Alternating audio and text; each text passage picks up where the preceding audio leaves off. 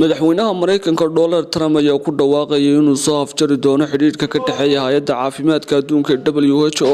Madaxweynuhu wuxuu WHO ku eedeynayay inay ku guuldareysatay in Shiinaha ay ku cadeyso inay ka dambayso sababta fayraska safmarka ee COVID-19. Shiinaha ayaa maamula hay'adda WHO ayuu yiri madaxweyne Trump markii uu ku dhawaaqay talaabada lagu ciqaabayo xukuumaddaasi Beijing. Xukuumadda Washington waxay kharashaadka ugu badan gelisay WHO. Waan ka weecin doonaa ayuu yiri madaxweyne Trump.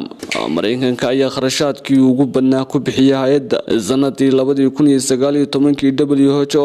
Kharashaadkan uu gelino adduun lacageed dhan 400 milyan. Madaxweyne Trump ayaa ololaha dib u dhigay doorashooyinka iyadoo lagu dhaleecanayo qaabkii uu la tacaalay fayraska safmarka ee corona ee dalkiisa oo inta ugu badan ay u dhimatay. Balse waxa uu dhaleecaynta dusha uga tuuraya Shiinaha isagoo ku eedeynaya inuu ka dambeeyay sababta fayraskaasi safmarka ee corona. Maanta waxaan joojin doonaa xiriirkii naga dhaxeeyay hay'adda caafimaadka ee WHO. Kharashaadkan ku bixin jireen meel kale ayaan u weecin doonaa ayuu yiri madaxweyne Trump isagoo ku sugan aqalka cad. Dunida inteeda badan waxay la daalaa-dhacaysaa dhibaatada Shiinuhu ka dambeeyay ayuu yiri madaxweyne Trump.